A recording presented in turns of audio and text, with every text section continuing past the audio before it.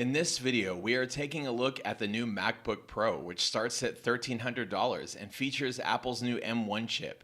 You're getting great performance, incredible battery life, and a number of impressive upgrades. But with the MacBook Air also using the M1 chip and almost matching the Pro's performance for under $1,000, is the more expensive MacBook Pro worth it? In this video, we're going to go over key features, seeing who this product would be good for, how it compares to the competition, and whether it's actually worth your hard-earned money. So stay tuned. Okay, let's get into it. Are you a creative or do you work with heavier workflows? And maybe you thought you needed to get the 16-inch MacBook Pro to handle those processor-intensive apps, but the price tag was too high and the size was too big? Well, then you're going to love the new 13-inch MacBook Pro. The M1 chip is really a game changer. You're going to find it benefits the performance in just about every aspect. As a result, you'll get a similar performance from the 13-inch MacBook Pro as you would on the 16-inch MacBook Pro. And the Pro costs almost double the price for the base model.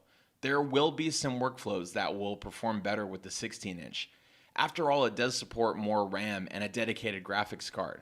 But for most, you're going to find the 13-inch MacBook Pro to be a viable and extremely powerful solution. The design is essentially the same as the previous model. It's definitely a classic look, but it does seem a little dated now. The inside hasn't changed much either. You still get the touch bar, a thin touchscreen running along the top of the keyboard. It shows context-sensitive touch buttons and various shortcuts depending on the app or tool you're using. It's a pretty nifty idea, adding more functionality than just having set function keys, but unfortunately not enough apps take advantage of this feature. The Magic Keyboard is great for typing. The travel is a bit shallow, but it's still clicky with a satisfying response. A large trackpad is great even with 4-finger gestures. There's ample room to swipe. Plus you get Force Touch, which adds even greater functionality than just scrolling. The 13-inch Retina display with True Tone is also stunning. It's bright and vibrant with punchy colors. The color accuracy is excellent. This makes the MacBook Pro ideal for creatives requiring true-to-life colors for their work. The Pro supports the entire P3 color gamut. Now, although the 2560 by 1600 resolution is impressive, it does fall behind both HP and Dell. They both offer up higher resolution screens on their 13-inch laptops, which is disappointing. Another disappointing factor for a Pro laptop is that the RAM tops out at only 16 gigabytes. That's the same as the new MacBook Air M1. The same goes for ports. For those working with external monitors and additional drives, the two Thunderbolt 3 inputs with USB-C connectivity just isn't enough. Unlike the MacBook Air's fanless design, the MacBook Pro does have a fan, but despite our best efforts to push the laptop, we seldom heard the fan running. It just stayed incredibly cool.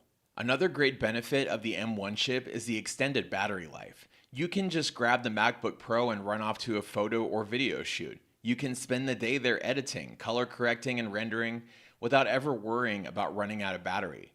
With just web browsing or consuming media, you're going to get close to 20 hours. That's pretty incredible. For iPhone or iPad users, you'll love being able to run iPhone and iPad apps natively on the MacBook Pro. That's pretty cool. However, at the moment, not all iOS apps are optimized for Macs, and some developers of apps like Snapchat, Amazon Prime Video, and certain Google apps may opt out of having their iOS brought over to macOS. We still don't get 1080p on the webcam, but at least the 720p webcam with the M1 chip greatly improves the laptop's image processing. For those Zoom calls, your colleagues will see greater dynamic range, better contrast, and sharper video with less grain. The sound quality is excellent. You'll enjoy robust bass and surprisingly loud volume from its 4 full-range stereo speakers.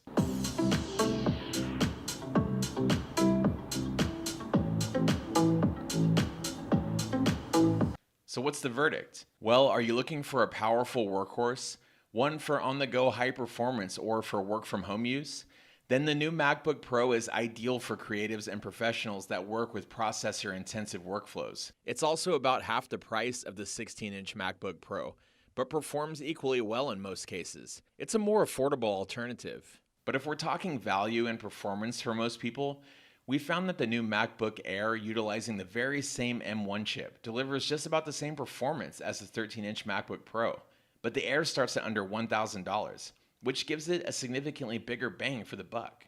Well, that's all for this video. We hope you guys liked it. If you did, please go ahead and give this video a like. If you're new to the channel, we review tech in a simple, straightforward manner for the average person. So if you want tech reviews simplified, be sure to subscribe. Check out the description links for the most up-to-date pricing. Till next time, hope you all have a great day.